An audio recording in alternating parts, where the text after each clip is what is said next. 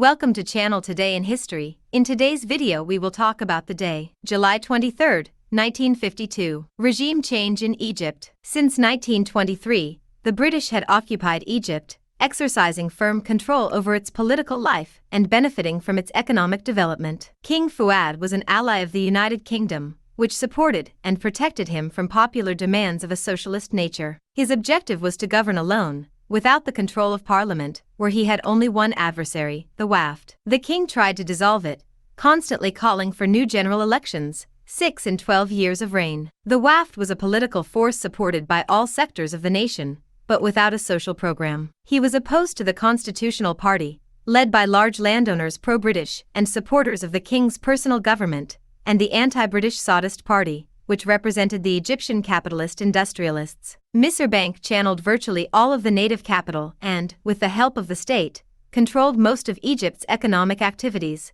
for the greater benefit of its shareholders and often at the country's expense. When Fascist Italy annexed Ethiopia, 1936, the United Kingdom, which feared the effect of totalitarian propaganda in Egypt, decided to grant the country full independence on August 26, and to end the regime of capitulations, which dated back to the Ottoman period. Furthermore, early in his reign, King Farouk, who had succeeded his father in 1936, was pro-Nazi Germany and owned a fascist-type militia. He used it to fight the Wafd, which demanded a national solution to the Suez Canal problem. Egypt had a fundamental strategic interest in the war, and the United Kingdom was interested in supporting the Wafd, anti-Nazi, against King Farouk and his ministers. The Nationalist Party came to power in 1942 and took a series of social measures, legalizing unions, creating laws on labor and wages, that made it suspect to the industrial circles that until then supported it. In 1944, the United Kingdom, victorious in Africa,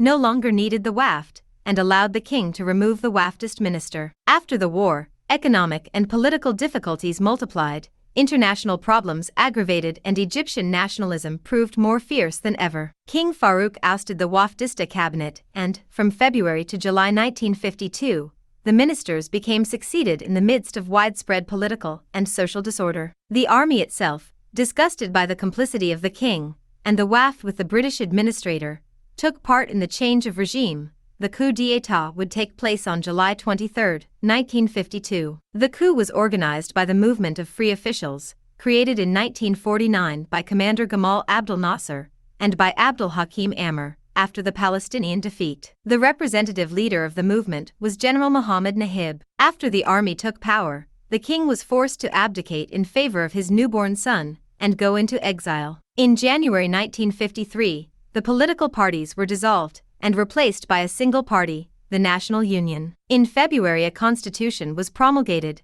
and the monarchy was definitively abolished in June, when General Nahib assumed the functions of President of the Republic and President of the Council. The struggle between Nasser and Nahib for power ended with the complete elimination of the second after Nasser signed an agreement with the United Kingdom on the evacuation of British troops from the Canal region in October 1954. Did you like the video? In the description you will find the blog link with the full article. Give an incentive by subscribing to the channel, liking, commenting, and sharing with your friends. Hugs. Until the next.